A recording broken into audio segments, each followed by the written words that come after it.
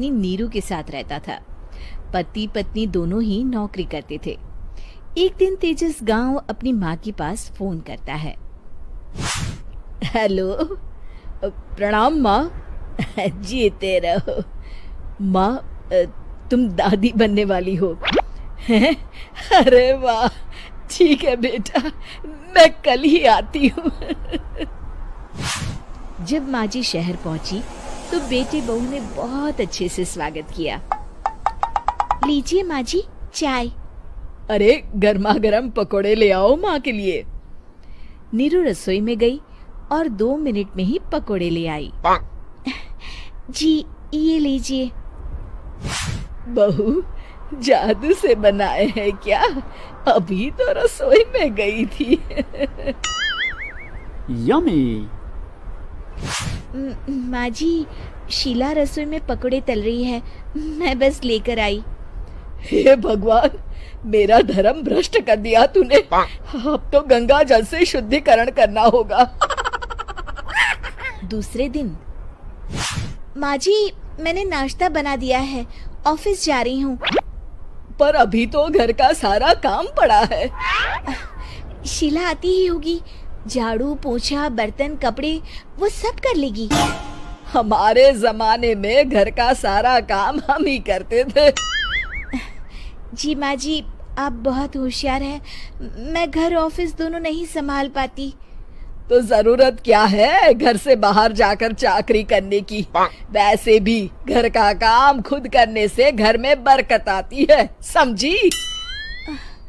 पर माँ जी। पर वर कुछ नहीं, इस महीने की पगार मिले फिर ऑफिस बंद है। हाँ।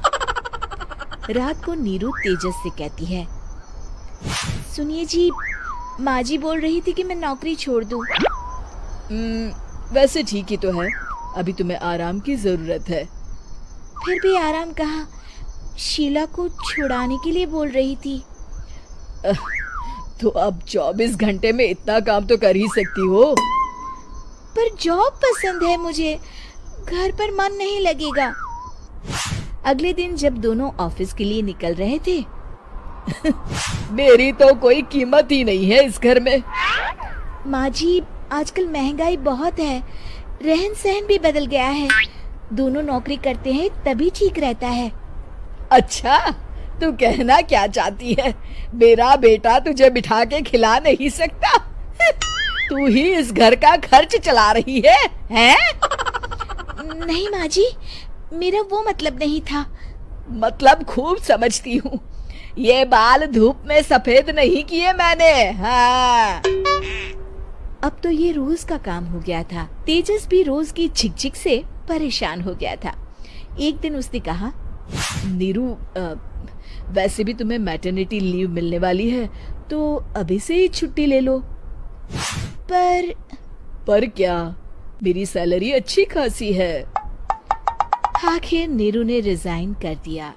जब बच्चा हुआ तो घर में सब बहुत खुश हुए। कुछ दिनों बाद तेजस फाइल देख रहा था। क्या हुआ तेजस, कुछ परेशान लग रहे हो? हाँ, वो हमारी जितनी सेविंग्स थी वो तो हॉस्पिटल में और छठी के फंक्शन में खत्म हो गई है नीरू। और अभी वैसे मंदी चल रही है तो मैं बोल रही थी कल मुन्ना को हेपेटाइटिस का टीका लगवाना है। नीरू, क्या पोस्टपोन नहीं कर सकते? नहीं जी, बिल्कुल नहीं। अब तेजस को समझ में आ रहा था कि उससे गलती हुई है। पैसों की कमी का असर घर के माहौल पर भी पड़ रहा था। अगले दिन, बेटा मेरा चश्मा और ये दवाइयाँ ले आना, पर्चा देते हुए माँ जी ने कहा। जी। तेजस, मुन्ना के लिए दूध का डिब्बा और डायपर भी ले आना, और ये किराने के सामान की लिस्ट है, इसे भी लाना है। तेजस गुस्से में लिस्ट मरोड़कर फेंकता है और चिल्लाता है, पैसे क्या पेड़ पर उगते हैं? ये ले आना, वो ले आना। अरे पर ये जरूरत का सामान ही है। वो गुस्से में बिना कुछ कहे ऑफिस चला गया। अरे लंच तो ले जाइए।